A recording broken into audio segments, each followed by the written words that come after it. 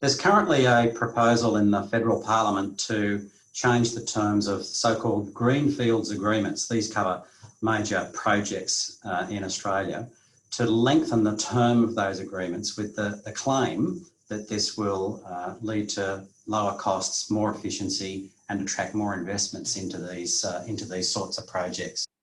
And it's the latest of many, many proposals based on the belief that if we change the industrial relations policy settings, if we change the bargaining framework, we're going to unlock all sorts of economic benefits.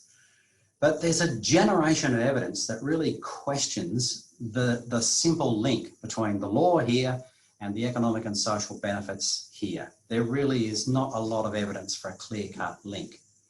And what I do in my paper is to go back to one of the heartland areas of this debate, which is in the offshore LNG sector, and to look at one of the biggest projects in Australian history, the Gorgon project, where the workers were blamed for the costs and delays on the project.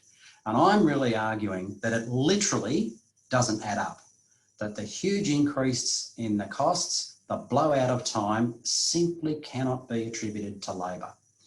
And what that means for the current debates is that we have to come at these questions in a different way. We have to start thinking about labour not as a problem, but as the source of value. And we have to start thinking about labour as a set of people that bring experience and skills which can be unlocked rather than blamed.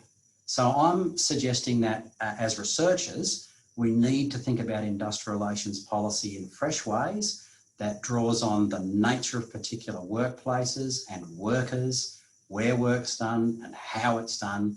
And that's going to help us to contribute afresh to the important arguments about how we do make the most of these kinds of projects in Australia.